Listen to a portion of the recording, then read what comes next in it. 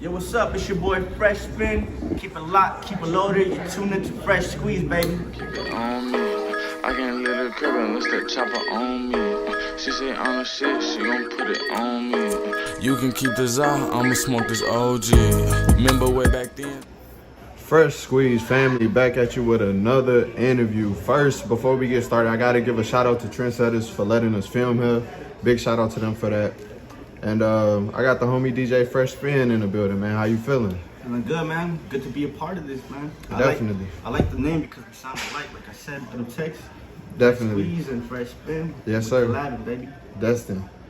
So I want to say congrats on being a father soon, for one. And I gotta ask, what's your relationship with the homie Caleb from Black Diamond? Because I gotta give a shout out to him too. He actually the one that put us in contact. Yeah, big shout out to all the family at Black Diamond, especially Caleb.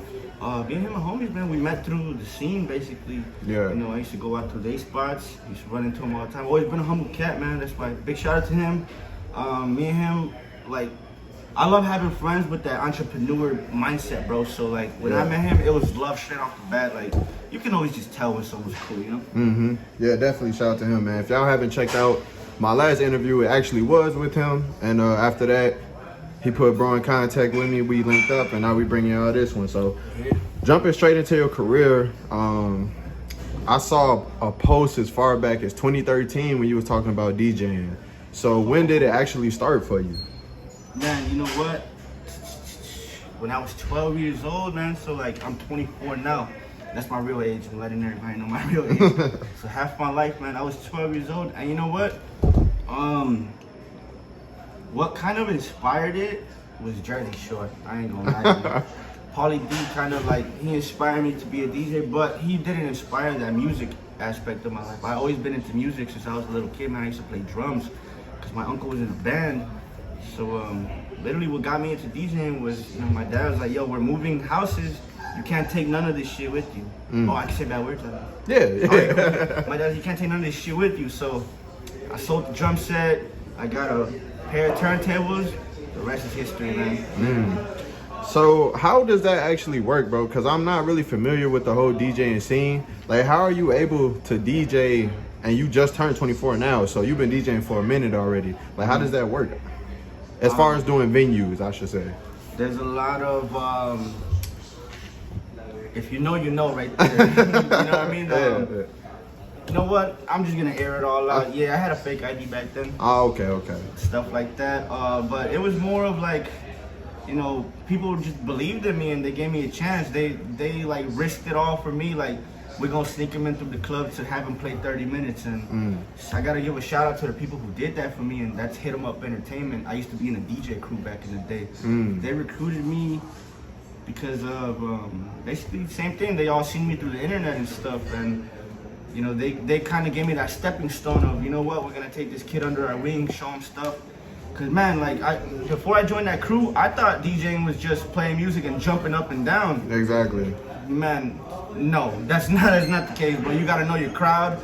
You know, not everybody likes electro house, you know? Yeah. Not everybody likes house music. You gotta like just read a crowd, basically. You gotta know your crowd. You gotta look at your crowd, see who's in the building. And yeah, I mean, I've always been open format, man. Like, I love hip hop, I love juke, I love ghetto house, I love trap. I even like rock, you know? Like, just diverse, bro. That's what I'm talking about, just straight diversity. Yeah, and I was actually going to lead into one of my later questions was, I know a lot of DJs, they like only DJ one certain type of music, no matter the party, no matter the club. So you say you always been into music your entire life. Have you always been into like all genres, or is that something you learned along the way? Man, you know what? I've always been into all genres. Believe it or not, before I was a DJ or anything having to do with music, I was a skateboarder. So I was into that heavy metal punk rock scene, Avenged Sevenfold, you know, Slipknot type stuff. Like, yeah, it was always different, man. I just in my neighborhood, everybody played soccer, rode bikes. I was the only kid riding a skateboard. I never really fit in with the crowd, if that makes sense. You know what I mean? When did you actually start taking DJing seriously? And when did it transfer from being a skateboarder to like, you know what, I'm about to do this DJing shit? I think the first time I ever played, and that was in middle school. I went to a charter school, CICS Prairie. I basically just begged. I didn't beg. I kind of like told the coach like, hey, I'm into music. Can I plug in my laptop one day and play for my friends? And the school, you know, they had speakers. Every school had speakers and stuff. And then you know, I did it for free, bro. I did it for free. And then, you know, when I did that, I loved everybody just hyping, you know, cause like back then, man, I used to play like party rock, just like, you know, when you're a kid, anything gets you lit. But for me to be able to play the music and control the crowd, that's kind of what got me known in school. Like, oh, you know what? Like, he is a DJ. He is a DJ. Yeah. And I feed off that energy. I love the spotlight, if that makes sense. So that was like a middle school like dance or some shit that you did? It was an assembly. You ever know? You remember how like in the end of the year they had that Christmas assembly? Everybody does a skit, a play, or whatever. Well, in between, I would play music. Oh, okay. That's how that happened with me. Makes sense. So we are obviously living in times of a fucking pandemic and shit. Yeah. And with you being a DJ, that's huge club scene, huge party scene. Just like vaguely, how has it been affecting you? The pandemic has affected me DJing wise. Venue wise, Chicago's not open no more. There's no more 4 a.m., 5 a.m. clubs. Traveling is not as much as how it used to be. I don't see a lot of homies that I used to see on a regular basis, basically. And I've been doing a lot of private events. I'm not gonna lie to you, I've been doing a lot of private events. Yeah. But no matter what, I got that hustler mentality, and I gotta just keep it coming, bro. The hustle's so much different when you got a kid on the way. Right. You know? Now, speaking from private events compared to clubs and shit like that, like what's the biggest difference with that? Outside of obviously a club's gonna have more people, but how do you like prepare for it differently? Okay, so like when it comes to private events and stuff, I like to get to know my clients. Like, you know, usually everybody who books me, they book me from other people, word of mouth. Like, hey, I seen you at my cousin's party, boom, boom, whatever. We want you to do our wedding too, whatever. So I kind of get like a background, you know, like, okay, hey, they're from here. And I always ask them, what's your top 2-3 songs, favorite songs, and then I like base people off that. So like if somebody names 3 rock songs, then obviously it's gonna be like I gotta, you know, incorporate rock into my set or whatever. But yeah, like all my clients when they book me, they kind of let me do my thing. But I always ask ahead of time, like is there something specific you need? Let me know and I'll make it happen, you know. But you ask like what's the difference, right? Private versus club? Yeah, outside of the crowd and shit. Well, you get to know your clients more in a private event. So like, say that person you used to see at the bar turning up, like you're seeing him, you know, dance with his mother, like slowly and like not so turned. Yeah. And, like in the club, I think it brings out when you're in a nightclub, bro. Like, cause that's how I feel when I'm out. When you're in a nightclub, like, I'm kind of on some like. It's me against the whole world, or me with the world. Like I want to party and enjoy life right now. Yeah. But like you would never see me at a wedding popping bottles, you know. Like it's like it's more formal at a private event, and at the club it's more fuck the world, you know. Yeah, if that makes sense. Which one do you prefer?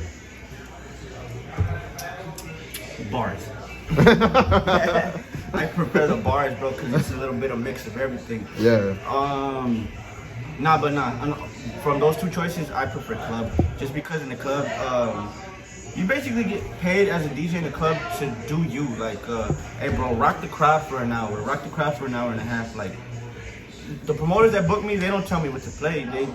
They book me because they want a Freshspin set. And a Freshspin set is, you know, I want to take you back to high school. I want to take you back to your first love. I want you to go back to your first heartbreak. I want you to go through all these emotions, and I want you going home like, damn, that DJ made my day. Yeah. That's my mission. That's always been my mission, man. Now, throughout your career, I'm sure there's been times where you felt like you didn't rock the crowd as hard as you would have liked to. Like, what is something that you was like, what is a time when you was like, damn, I misread the crowd? Because you say you go off of reads and shit. So, is there like one time in particular that stand out to you? I promise you. And I'm glad it's on YouTube as well. You can go back to my channel and find it. The first time I ever DJ'd at Volcan nightclub, that's what it was called. Literally, that was my first time ever mixing on CDJs. Cause like Man, when I first started, I started on a controller, bro. I didn't start on no turntables, no none. Well, I actually had vinyls and like turntables and mixers, but I've never been across like a club setup. Club setup is like CDJs, Pioneer, like a 4-channel mixer, and another CDJ. I wasn't like, man, I should have played that. I was more of like, man, I wish I knew how to work that the way it was supposed to be worked. But you know what? It just took experience. That, like I said, when I got under the DJ crew, they kind of showed me the ropes, how to use certain equipment. All it takes me is like 1 or 2 days to like learn something. Once I learn it, forget about it, man. And that's with everything, bro. I mean, everybody don't do shit perfect the first time, but I was just wondering if you had like a story that's like, damn, I fucked that shit up. No, yeah, and then talking about fucking that shit up, it was like, man, it's cause like it's a Pioneer CDJ 1000. I didn't know shit about this turntable. I didn't know, like all I recognized was the play button. But man, I was young, dumb, filled with confidence, and I'm glad that like I went through all that bullshit. But shit, if I was younger with the knowledge that I know now, man, you know a lot of people say that though. Like, if I was younger with the knowledge I know now, who knows where I'll be. Right, that's what make the path though, honestly. 100%. So this I actually got from your Instagram. What are some of your top places to DJ that you have DJ pre-COVID? A top 3 if you have 3. 100%. Can't forget where I come from, Volcan, because nightclub wise, right? Yeah. Volcan, because that was my first residency. That's the first place that ever, hey, we want to book you every Friday, every Saturday, till further notice. That was the first club that I ever like started making money, like real money. So Volcan's one, and then another nice venue that I kind of miss because it was like a different scene for me. It was a college crowd. Is Vintage Lounge. It's on Taylor Street. They always had a UIC crowd. When I was out there, like people would meet me and I would get booked to do like company parties, bro. Like I'm talking about like people who own yachts. It's like right out there, north side, bro. It's the north side. Yeah. But it just comes to show you that like, hey, you got a kid doing ratchet house parties. I can do that too. Cool. I don't forget where I come from. Yeah. And then boom, I could put on a suit and tie and do a yacht party, Yeah, you gotta be able to fit every criteria. Right, and that's once again, that's in everything that you do, bro. You gotta be versatile for sure. Versatile, open format, you gotta be able to rock the Jay-Z crowd, and you gotta be able to, rock the Ludfo crowd. Yeah. Another big one that I was seeing on your Instagram, as far as what people want to know, is about your relationship with your lady. Yeah. How does that like affect you DJing? And I want to know personally, like I know being out late all the time and being a self-proclaimed party animal. Yeah. Like how does that like affect your relationship? Or does it at all, honestly? She don't give a fuck about Freshspin. She don't give a fuck about how many followers I got, how much money I got in my pocket. That girl cares about Julio. That girl cares about me genuinely. Like, I have no other definition for my girlfriend other than soulmate. Literally, bro. Like, we're each other's piece. That makes sense. Oh man, but we're not perfect. We have our arguments here and there, but at the end of the day, bro, like I belong with her, she belongs with me, and we actually met because her friend brought her to one of my shows in Hegwish. I was spinning at a bar or whatever. Man, I did my routine. I'm getting lit. Everybody likes to buy me shots, get me lit, bro. I'm on the microphone one night like, hey, shorty, whatever your name is, you're fine as fuck. And then I just went over there with the Snapchat. She gave me her number, did her thing. I ain't hit her up the next day. I promise you, I didn't hit her up the next day, but like we slowly started to get to know each other, and it's just how it is, man. I'm glad we met, and I jinxed myself, man. She got me a present one day. It was a denim jacket with my name on the back of it, and I posted on Snapchat like, future baby mama got me a present. The whole time she's my baby mama. How long have y'all been together? Officially? Let's go officially. I'm just saying in general. Almost about 2 years. 2 years? Okay. So the baby wasn't planned then? It was our, how do I say it? A gift in disguise, a blessing in disguise, everything, Yeah, let's talk about the baby a little bit. So I'm down. From what I saw, you having a girl, right? I'm having a baby girl. So how do you think that will affect your career moving forward once she's here? Oh man, definitely when the baby's born, I'm taking a good, I don't want to say month, but a good 2 to 3 weeks off just to make sure everything's good at home. Yeah. Cause just my anxiety be on 100 sometimes, bro. Like I don't want to be out one night and, you know, she doesn't know why she's crying so much or whatever. Yeah. But at the same time, thank God, man, my parents, very supportive. Her family, very supportive. Both families, they're both excited, and that's the ultimate blessing, bro, because a lot of people don't got that, you know, they don't got support from both families. And yeah, bro, this girl, my baby girl, she's already spoiled and she's not even here yet, bro. We're already working on the room. Yeah. Getting everything, man. So you say your anxiety be on 100, so I mean, obviously you're probably nervous, but are you like overwhelmed by it, or you think you handling it? No, bro, honestly, I'm not overwhelmed. I'm not overwhelmed yet. And honestly, you say yeah. No, not yet, not yet. I don't think it's hit me yet, brother. I think it's gonna hit me when I physically holding my baby girl and I'm looking at her. Yeah. That's when I know my life's gonna change, in that moment. That's what all my people tell me. All my homies tell me that got babies, they're like, bro, you probably don't see it yet, but when you have the baby in your arms, it's gonna be different. And that's the moment that I can't wait for, bro. How far along is she actually? She's about like 5 months and a half, I would say. 5 months? The baby's due in June. Yeah. So how would you say your mindset has changed in these past 5 months? Oh, the grind is so much different, bro. I'm hungry. I'm starving, bro. I got too many ideas pushed into one right now. Like, slowly but surely, I'm getting there. And like, honestly, bro, I tell all my close people, if my career didn't work in like the first 2 years, I would have been quit.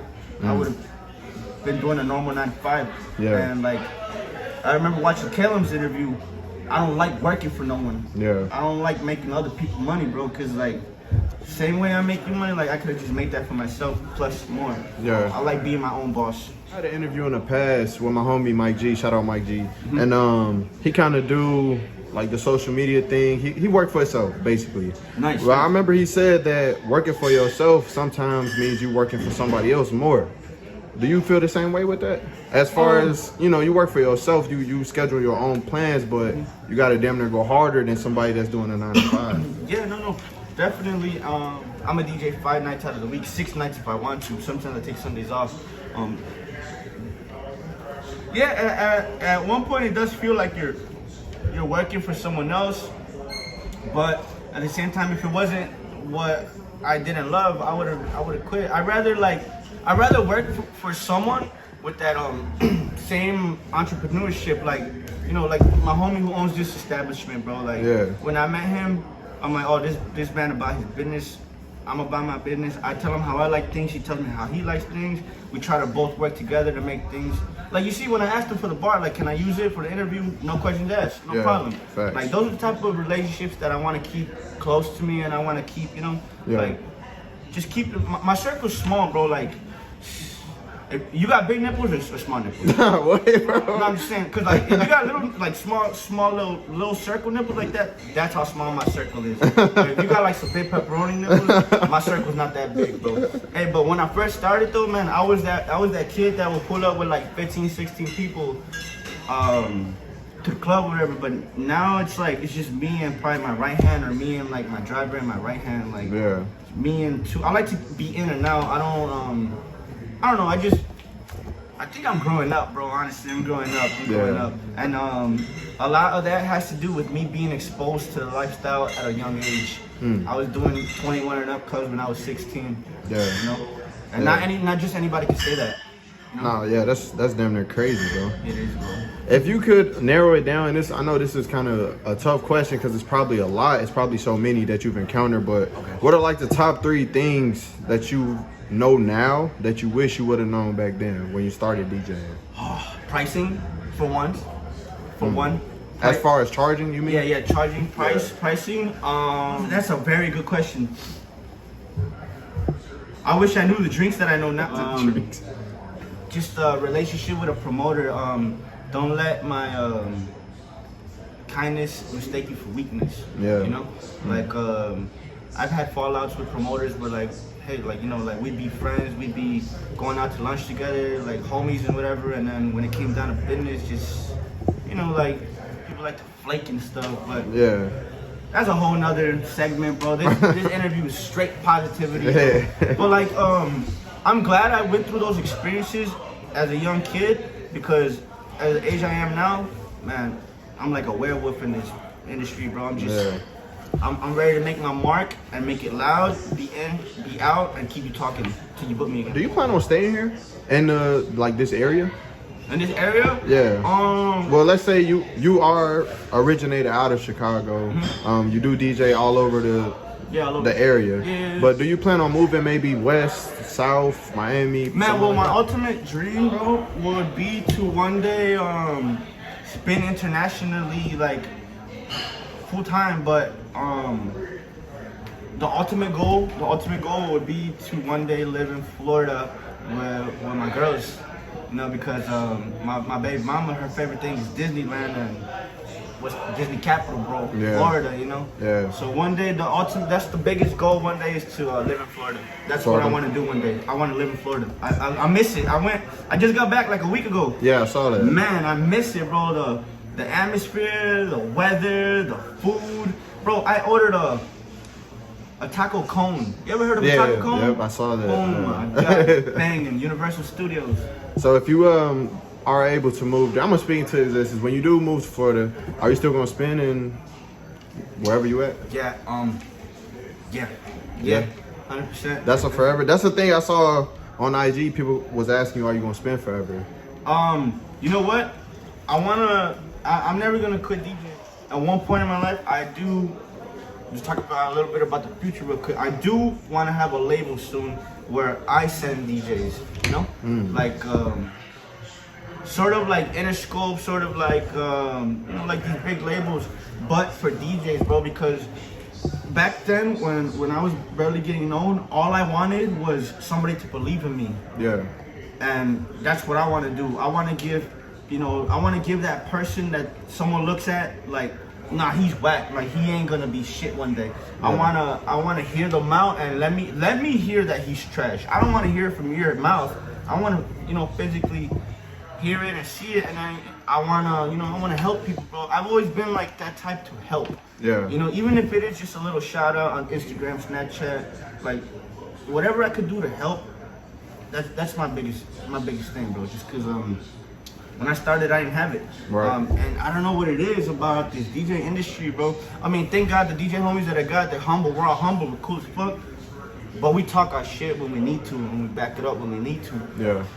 But when I first started, like I said, I always just wanted that mentor, that person I can hit up like, hey, bro, I don't know what the fuck's going on with this turntable. Can you help me out? And I'm glad I got a couple people I can call to this day about, technical shit. Yeah, facts. So that kind of answered like what would lead into my last question, but okay, so you got the baby coming. After that, obviously being a father is going to be a huge part of your life, but career-wise, what's like your immediate next for you? Oh yeah, so 100%, man.